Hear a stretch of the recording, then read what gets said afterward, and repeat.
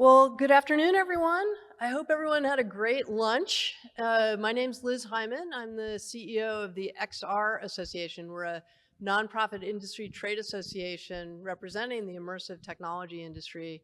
And we're all about how do we grow our industry, educate policymakers, develop best practices, and really think about the trends that we're seeing out there and what it means for the growth and development of the industry. I'm so excited to be here at AES. This is actually my first conference for AES, so it's really a thrill. But what I love about it is all about that future think and where we are today and where we're going. A lot of the conversations so far, I think, have really captured what I believe is just such a very hopeful moment in our technology and industry, which is this convergence of XR with things like AI, particularly Gen AI. We're seeing location-based services, all kinds of important developments in broadband, and robotics and quantum computing. All of these things are coming together, and we're starting to get some clarity, frankly, on what that means for meat and potatoes results in our enterprise and in our industrial settings. And so, so thrilled to be able to have a conversation here today on that topic. And we have a really, really great panel. So I am not going to take up much time other than to say, why don't we start at the end and introduce yourself, and then we're just going to work our way down, and then we'll get into some questions for everybody. So. Certainly. My name is Mohammed Abbas. I work for TD Bank. I sit with the enterprise innovation team. So I look at things from ideation all the way to scale. We test proof of concepts and identify new products and services to expand our marketplace for the bank. Most recently, we worked on an initiative for immersive learning, where we launched branch training for our frontline colleagues using virtual reality, and it was a very immersive experience to teach them the real life scenarios and prepare them for interactions with customers in person when they visit. Great. I'm Jeffrey. I work for Southwest Airlines. I'm in the innovation team, so we don't do the training and a lot of the other use cases you see around here.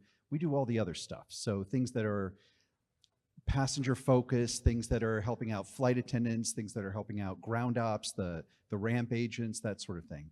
And so that a lot of it is things like digital signage or music on a jet bridge, ways to help passengers move a little bit more, things to optimize these different process flows.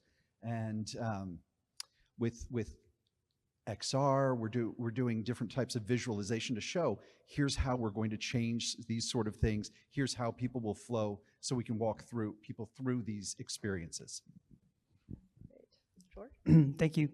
So first of all, I'm very excited to be here. This is my second conference.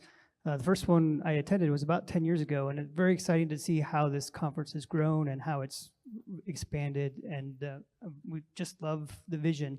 So I'm George Helstern. I work for Lockheed Martin. Thank you to Jason, who introduced Lockheed earlier and gave a great presentation on some of the work that he's doing. I'm in a different group than he is. I work in advanced development programs, also known as skunkworks. We're focused on research and development for the aeronautics division. And my team in specifics works on artificial intelligence. We've been trying to push into the XR business area, but it's a slow go, and getting senior executive funding into it is the biggest hurdle. But we kind of envision how XR, augmented reality, can help the cockpit, can help the pilot gain better situational awareness.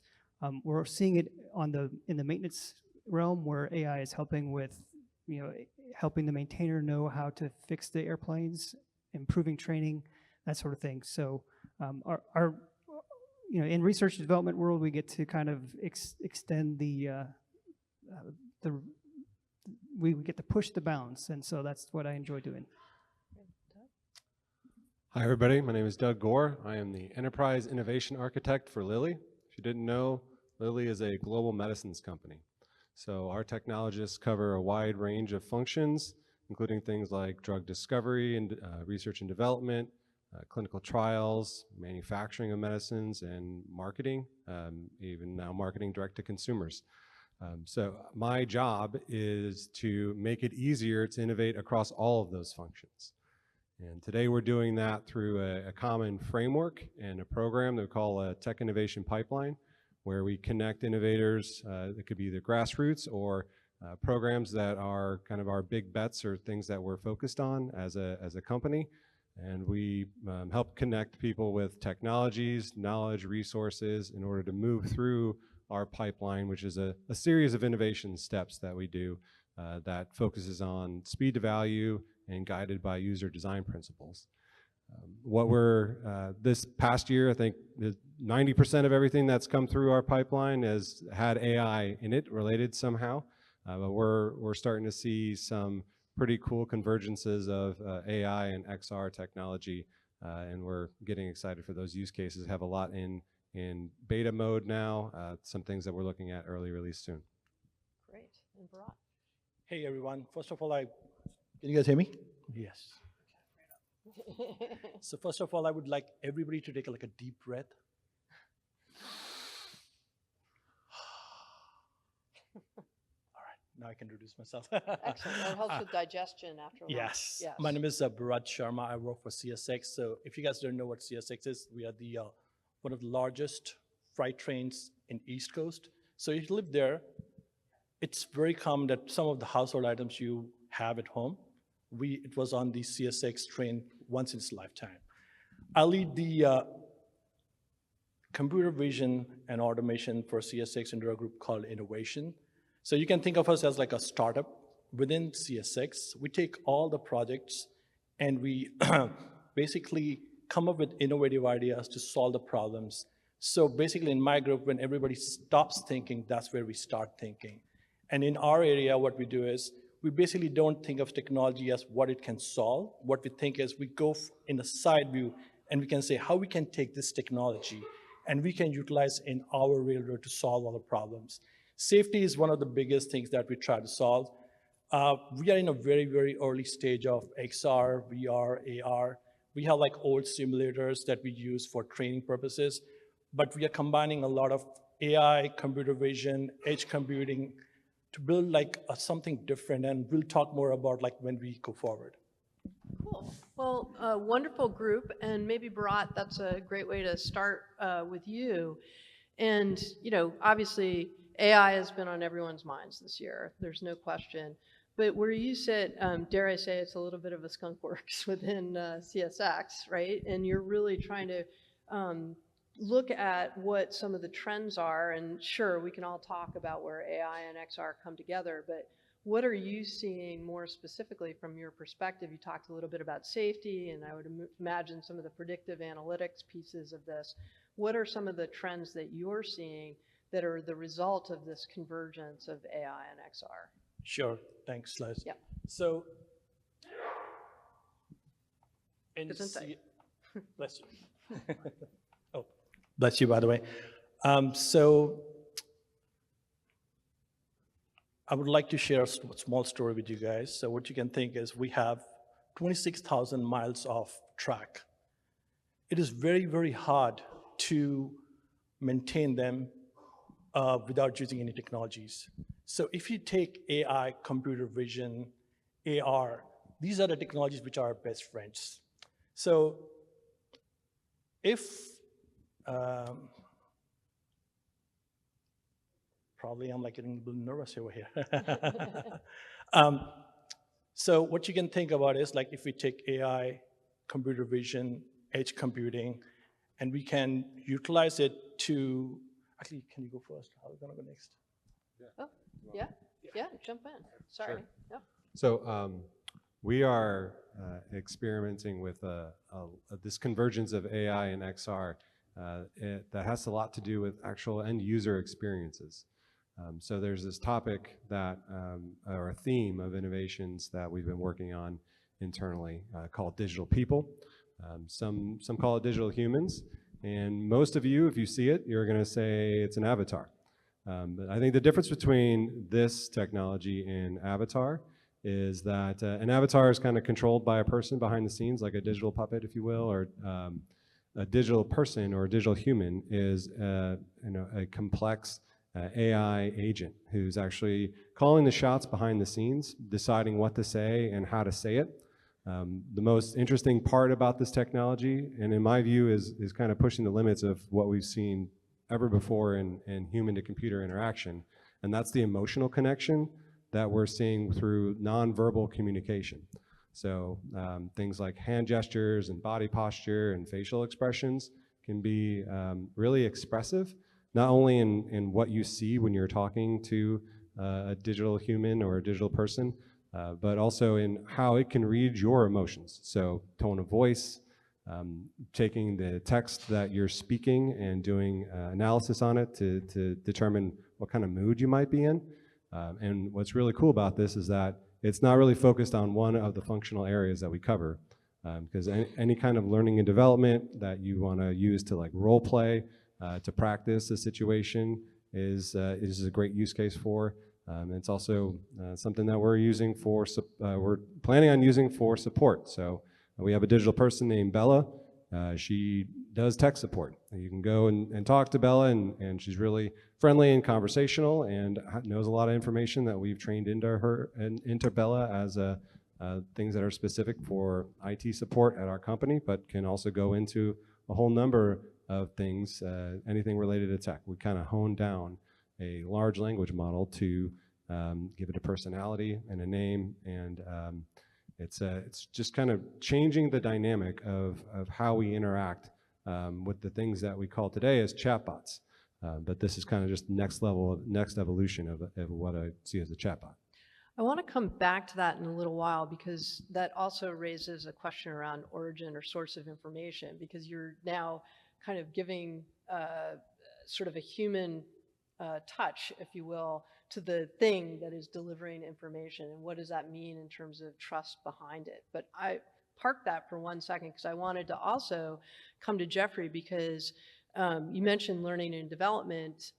My organization looks a lot at how this technology is interacting in the workforce and what it means for job training and upskilling. In fact, we did a survey recently of about 600 manufacturing decision makers, and this XR technology is very much a part of the picture that going forward when it comes to workforce training and job skilling. But that's true across every sector. And I know, Jeffrey, thinking about what's going on at Southwest and how you all are thinking about this topic, I wonder if you could share a little bit about where this technology and the convergence with AI plays. So I've been coming to this conference for 6 years now.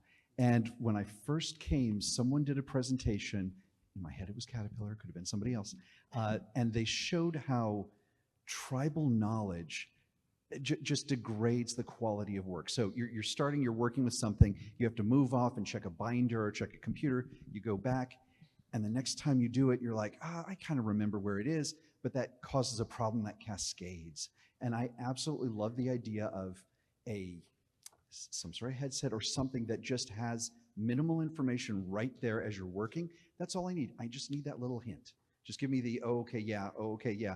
So we're playing with things like jig space and stuff like that to try to see how can we make this stuff better for anywhere from the mechanics, anywhere from just processes of training, flight attendants, any sort of like little manual things where you've got multiple processes. It's really easy to get caught up and confused. And then if we want to deploy a change to a process, then everybody has to get retrained. It just, having this sort of thing now, I think is going to make things so much easier for rolling stuff out, making sure your workforce is up to speed, that sort of thing. Yeah, and George, I think that's like the perfect lead-in to some of the work that you're doing in terms of pilot augmentation. I'm not getting that quite right, but Yeah. you can. Excellent. So Yeah. at the business level, AI is transforming how we do business processes, how we do strategy, how we visualize data. And I think augmented reality comes along with it, just exactly what you're saying, and getting that data to the decision makers at that enterprise level. And in the middle tier, where you have operational support, you're talking about logistics, you're talking about maintenance, you're talking about training, and the application space there is broad, and there's a lot of room for augmented reality coupled with artificial intelligence, especially in that training domain, and there's really no especially about it. At the lower tier, which is where I work, is the operational layer. And what you were referring to is kind of the fun stuff that we get to do. Back in 2019, we started a program with DARPA called DARPA ACE. And as part of that DARPA ACE program, there was this pre-section that was sponsored by DIUX. And it was called Alpha Dogfight Trials. And what we did was we used reinforcement learning to fly two F-16s together in an artificial intelligence and augmented reality environment to do within visual range basic fighter maneuvers, which is basically dogfighting. And so you had these two airplanes converge, and then they would do the turn circle entry, and then they would try and get into the control position behind the other aircraft and fire it until it's gone. And they had like a 14-second timer. So AI with reinforcement learning was the driver there. Augmented reality was the way to visualize it and to take part in it. And we sort of envision this for the future. How can the pilot better interact with his own vehicle, and then how can the pilot better interact with unmanned vehicles that he or she is going to be flying with in the future.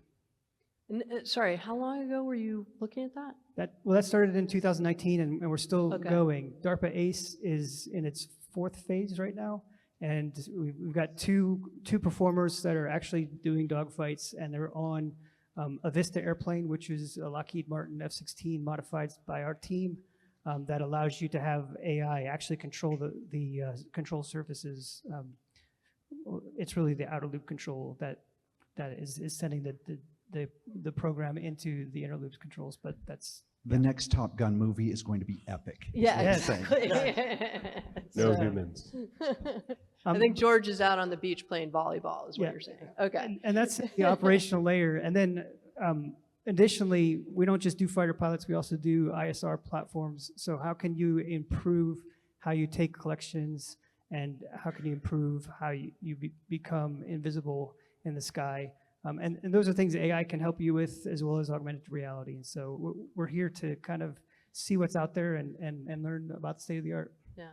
And this really is this, how do we empower people to take their work to a next level? I don't know, Mohammed, if you wanted to comment a little bit on how that fits into some of our financial services. Yeah, certainly. So if you think about it in banking as methods, what we did was we looked at real life scenarios that happen on a day-to-day. Customers either coming in because they've experienced a surcharge or a maintenance fee that was unexpected, or a check hold was placed. So dealing with those conversations, you would want to show skill sets with confidence and ease to be able to assist the customer. We built real life scenarios into a virtual reality experience where branch employees would put on the headsets and probably go through 15 minutes of training to deal with those interactions. And we have behind the scenes where AI is embedded to use oncology mapping to understand whether the colleague who's responding back to the virtual customer is identifying the cues and they're hitting the mark and really assisting the customer through a public resolution model, such as like, are you hearing the customer out?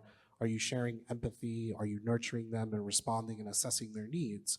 So as they're picking up on the cues, they go through a self-assessment and reflect, and then there's a voice playback where they're able to hear themselves. They're able to hear their tone of voice, and kind of like a coach-to-coach method.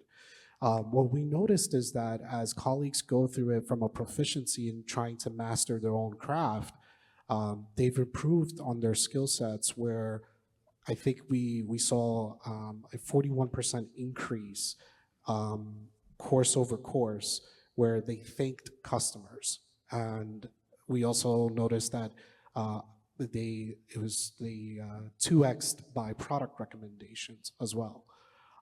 So when we take it back from a behavioral, we're collecting all of the data from the headsets and the interactions.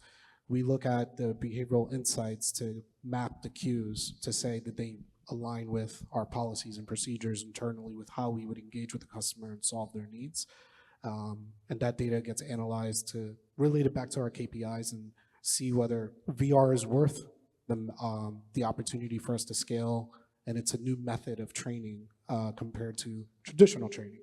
So when we looked at our colleagues' sentiments and we look at percentages to say, would you recommend this, or the analytics that came back, basically colleagues were saying that they felt 80% felt that VR training was more effective than traditional methods.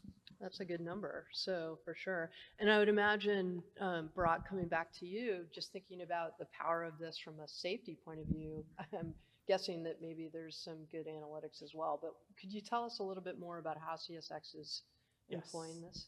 Yes, definitely. So there was a hiccup before, but I think this will be a good one. So we think of as edge first. The reason I say edge first is because if you go into the railroad, the first thing that we use the bandwidth is to run the trains. So everything needs to run on an edge. We have lots and lots of sensors. We have a lot of really high-tech camera systems and some lower systems too. So bandwidth is a huge, huge issue. So what we do is we have strategically placed cameras across all our network, which is 26,000 miles. We have lots and lots of sensors. We capture all the information. The images that are being captured are sometimes like really huge. So you really can't sell that information to the cloud for processing.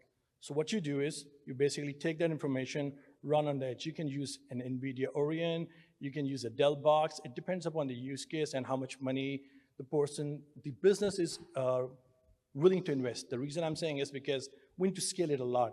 So if you're using like an edge device, which is like $2,000, and we do it in like 20,000 locations, it's like $18 million plus. So what we do is we do all our analysis right over there on an edge device. And once we have this, then this AR comes as a transformative tools. So all the AI algorithms that we have developed, we quantize them so much that they run on an edge device. So currently, we just use a PellyJammer model. We quantize it like so much that we are able to run it like really good on a 64 Orion. And there is a huge problem, which most of the people might not know, or they might know, that reading a stencil or something vertically is very, very hard. And we just solved the problem. So what does this all pertain to? So now imagine there's a worker who's on a track, he's inspecting. If you guys have not worked in an outdoor location, it's very, very hot, it's very, very cold. Now somebody has to like literally walk a mile to find a defect. Imagine he's wearing an AR glass or he has a tablet. All the systems are capturing the information in real time. They're processing everything on an edge device.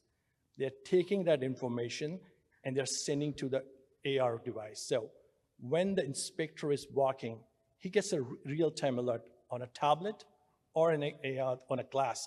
The glasses don't really work for us. The tablet is something which really works because once you are out in the field, the battery is a huge issue, the temperature is a huge issue. But once you get that alert, you can take a tablet or you can take an AR glass and you can exactly know where the location the defect is. Once you know that a location of the defect, all the edge devices which are running, processing information, they're streaming it live. Now, once you have all this information, what you can do is you can take a look at it, and on the real-time view, you will get an overlay. Now the inspector will know exactly what the issue is and how he can solve it. Now, you can use LLMs, you can use documents and everything, you can process it, but again, like I said, processing everything on cloud is a little bit harder. Running on an edge device, perfect. Now you can pull up a document, say there is an issue, I send in information to the edge device responds back, you get the information, and now you're solving it. Now, there are times when you really can't solve that issue. What you can do is, you can use your AR glasses or an iPad, and you can do a remote assistance. You can call an expert. So in railroad industry, it's very hard to find people who know everything. So people have like 30 years of experience, they can really literally pinpoint what the issue is. So if you are new, what you can do is like, you'll take a look at it, and you can't solve this problem. What you do is, you call the expert comes in, you guys both work together, you solve the issue. And because of the power of the edge computing, what you can do is everything is streamlined. So if somebody changes, you can send a command to the edge computing, it can process all the information, it can get all the information back to you. You can use the documents, you can train your models, or you can have the LLMs to give the information, but with my experience at least, it's not 100% accurate. It's like in like 90% accurate. And you have to be like very, very precise when you're solving these issues. So with the help of an AR, when you have a remote assistant, with his experience, he can tell you the issue, he can solve it, and you can document it. Once all these issues are resolved, there's a huge benefits, huge safety. We are making everything safer for our employees. Now, there's less unplanned downtime, and we're increasing the life of our equipments. So in every example that you all have provided, the good news is there's really cool outcomes and results. But with every example that has been provided, there are still barriers that need to be addressed in order for this to scale up. Doug, I wanted to come back to you and just sort of finish that conversation about source of data, right? If you're thinking about this sort of humanoid presentation in the pharmaceutical world, I'm guessing there's a very narrow audience that you're trying to impress upon, or is it for the general consumer? And how do we guarantee the provenance of data? And I'm guessing Mohammed might have a similar concept as well. Yeah, so it's actually both internal and external Okay. in the pharmaceutical world. First, like if you think about having all of the knowledge of your organization trained into like one person, that's not possible unless you're, actually I have a 14-year-old who does know everything. So maybe we just need to figure out what TikTok channels to be watching. But yeah, in terms of like the provenance of data, if you're leveraging a large language model, you know, something like ChatGPT, which has been trained on all the information around the internet, there's techniques that are involved in order to hone a model. There's something called fine tuning you can do. You can use RAG, which is retrieval augmented generation, where you're basically telling the AI to, you know, answer based off of these documents and only these documents. So there's a number of things that you can do, but the issue of hallucinations is, you know, ultimately the concern. I don't know that that's 100% solved or even solvable, because AI is essentially it's all based on probability. These are neural networks that are built around linear equations that, you know, hundreds of thousands of them that are interconnected and have different weights. So everything's a probability.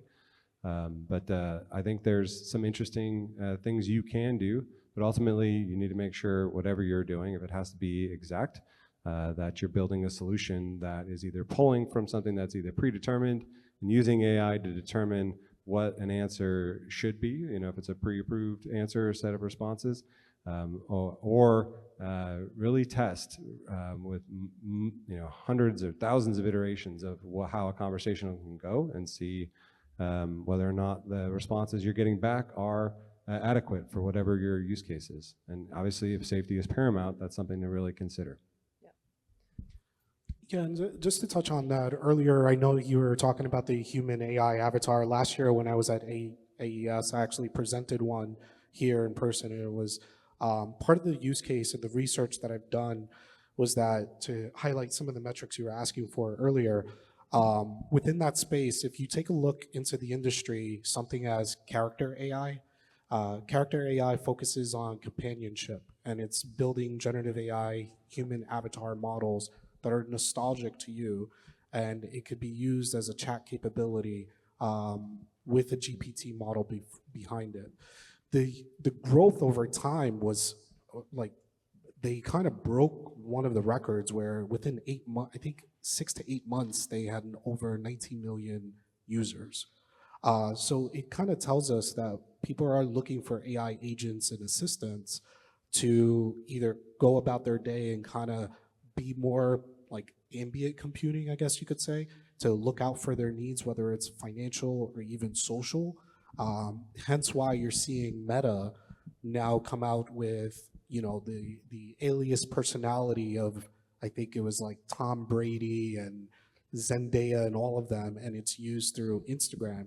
And if you look at like ARK Invest Research, I think they wrote a great publication around AI companionship, how it's going to grow over a period of time, and it's going to be leveraged within our on-device computing processing like platform, where you can actually go in, and as you're navigating screen by screen, you'll have an AI agent with you throughout the day to basically assist you or complete a task. Yeah. And I would just add, like, a lot of people are looking at AI and data and make the assumption that trust is going to be a barrier to adoption. But there's some evidence out there that people if you're having a conversation with a human, you might not trust the lack of judgment that you're going to receive. So even people who are talking to their psychiatrists, like they just naturally you hold back certain things that you say. And what's interesting about this, if we can build experiences that feel really personal and like a human connection is occurring, but the user knows it's not a human that's going to judge them, I think we're going to start seeing more applications of this technology when it comes to our social interactions. That's so interesting.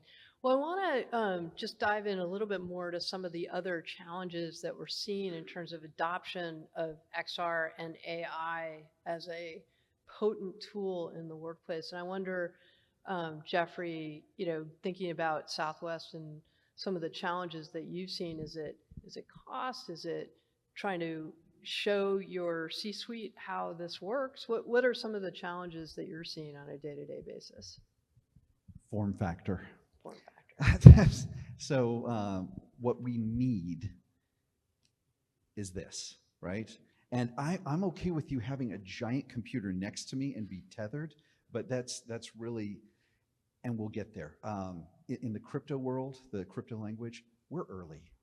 I mean, this stuff is brand new to most people. The stuff you guys were talking about with LLMs, 5 years ago, I was asked to take the flight attendant manual, which is huge, and they basically couldn't search for it because if they were searching for it, you have to use the right language. And so saying, I've got an unaccompanied minor, what happens if XYZ? Well, if you don't use the right language, you won't find your answer in the manual, and the FAA requires them to have the manuals. There's this whole thing. Anyway, so I started going through dialogue flow and all the different types of systems, AIML and all that, Pandora bots, and just great if I had a room full of writers, basically, to document and categorize and all of that stuff.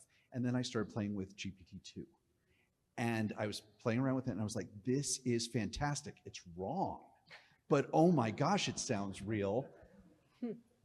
Well, then it's been 2 years now, 3 years since then, and look where we are. We're in the future already. So, but we're still so early. So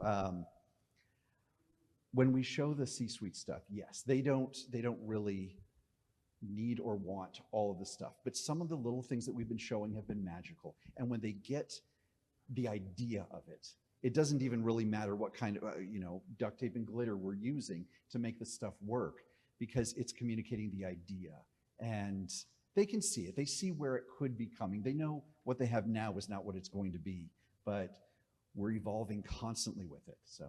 Yeah, and George, I'm guessing there are multitudes of challenges in terms of scaling up from your perspective. Absolutely. So 8 out of the 10 most perfectly played chess games were a human and a machine working together. When we did the alpha dogfight trial, the AI beat the human 5 times out of 5. And it wasn't just any human, it was a human who graduated from Air Force Weapons School, which is like the PhD of pilots. So to say that it works is an understatement. But when we implemented air-to-ground collision avoidance system, it took us 25 years to get that on the jet, from the point where we had the solution to the point where it got through the cultural barriers, got through the technical barriers, and got onto the jet. And since then, we've saved, I think, 10 lives and 9 airplanes, although that statistic, I think, is a year old, so we probably have saved some more.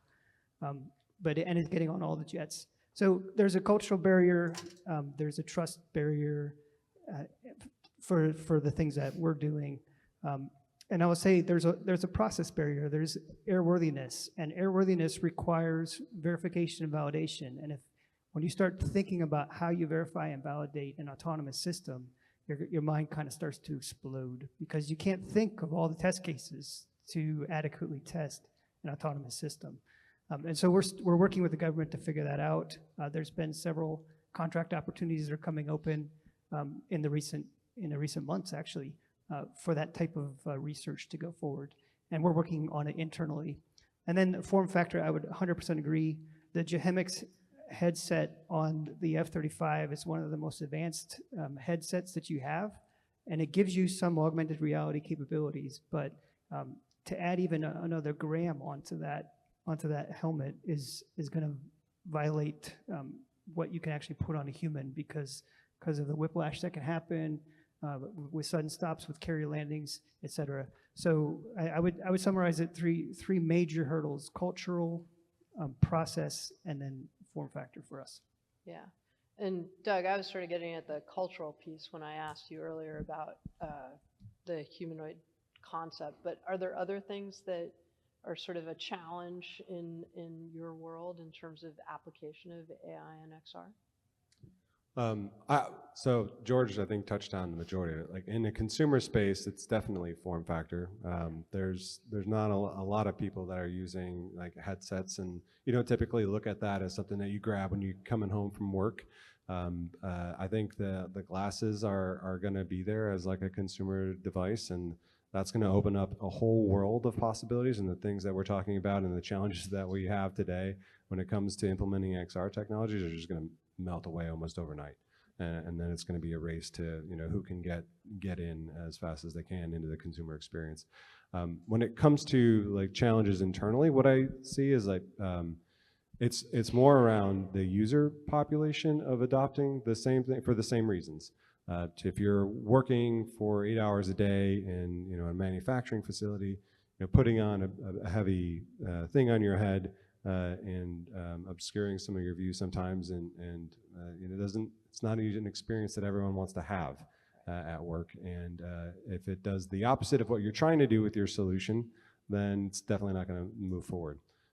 But we've had some success with moving stuff forward when it comes to building things small, like in incremental chunks. So I also encourage people to dream big, but step small.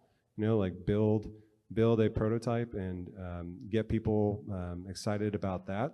It's much better than trying to explain something on a slide deck or even show numbers. Getting the feeling of something new and exciting and goes a long way. Yeah, absolutely.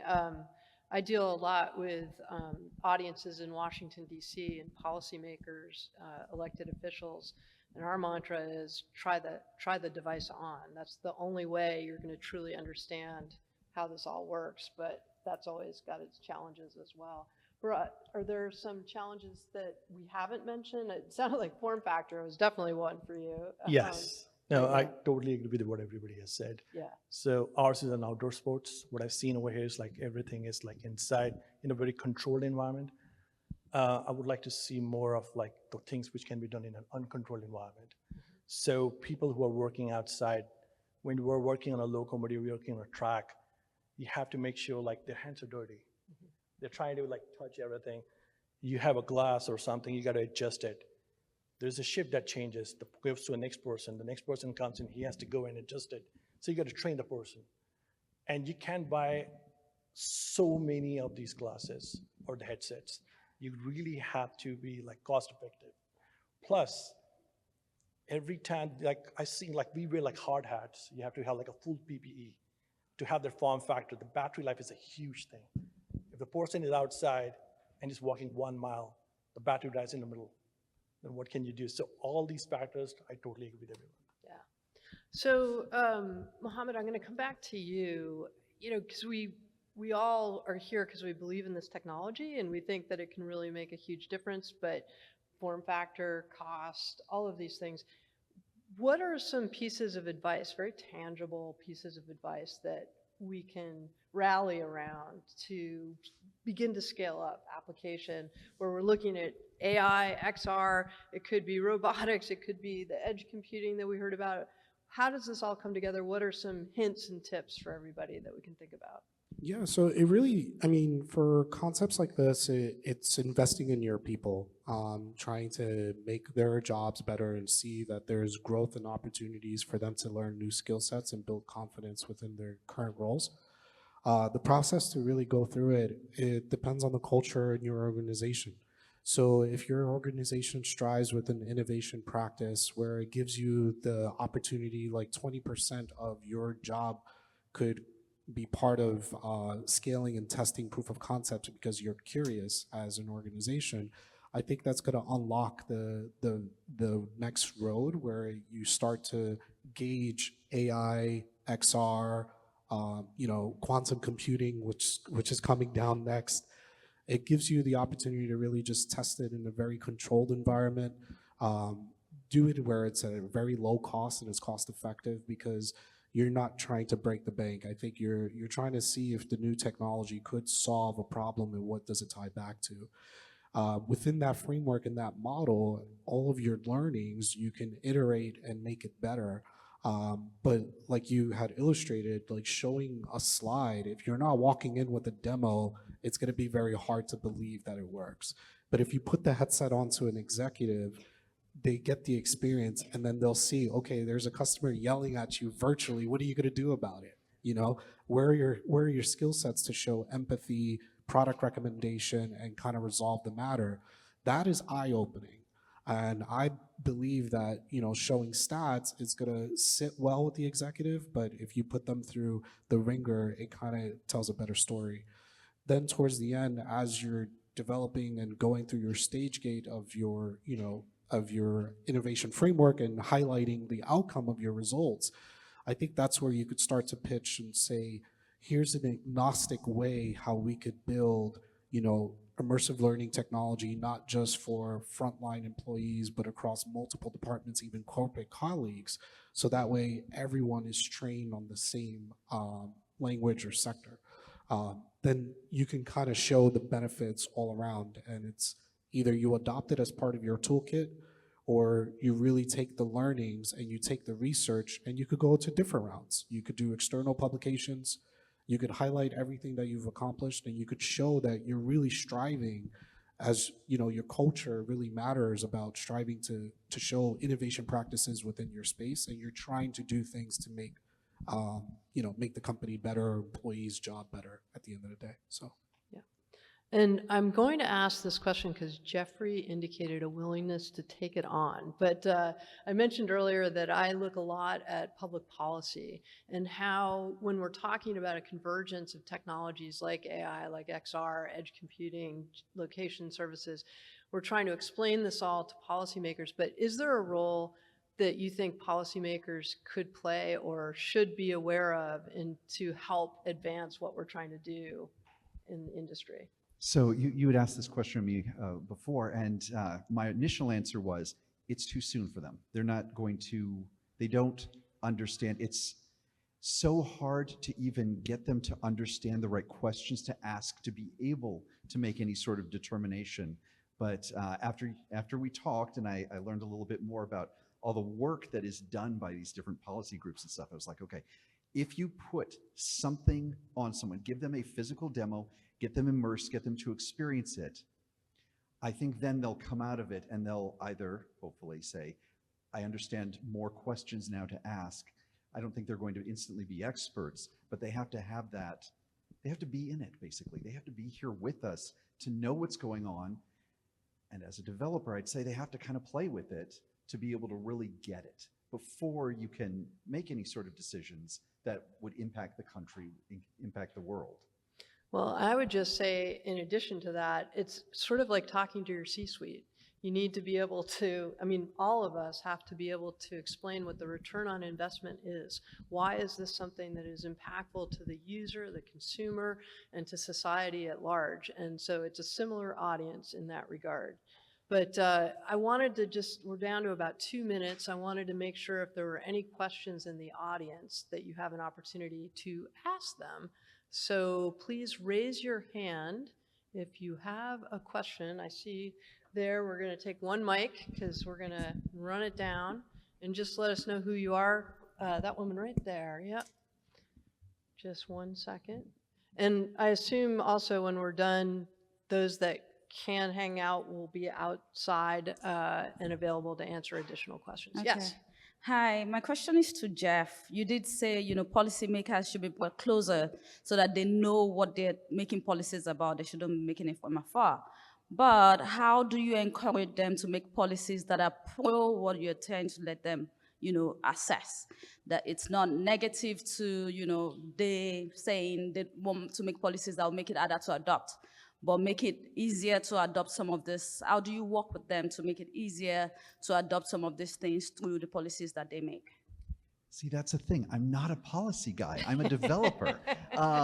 And so to me, I'm like, it's way too soon for them to even start because they don't know what it is, because we kind of don't know what it is. We're playing with a lot of similar use cases. We found that out. But it's still completely brand new to us. And we're just like, every day somebody tweets something new, or we see something on Instagram and we're like, ooh, that's a new exploit or this or that. And we're still working with it and playing with it. This is like the beginning of the web before anything happened. And now, and that excitement in 1995 when you see somebody puts a URL on a billboard and you're like, it's coming now, finally. And then it still took 5 or 10 years after that. I think it's too soon for them to start making decisions. And I'm worried that they're going to make knee-jerk reactions. So that's And I where hope we policy- graduate our efforts, that it graduates up. In other words, you had companies like Walmart and Accenture. I think most of us have heard the stories about integration into workforce training that have been very successful and documented. You have studies like PwC, which has worked to quantify, if you will, what return on investment is in particular training scenarios, what it means for protecting against harms and dangers in real world scenarios. And so we do have sort of crumbs, I would say more than crumbs, of evidence that shows that this is something worthwhile for our leadership to consider. And yes, as AI and XR converge, I think there's more education to be done. But I'm so thrilled to have had this conversation with you all, and really appreciate the time. And as I Likewise. said, folks will be out back for questions. So thanks, everyone. Appreciate it. Thank you.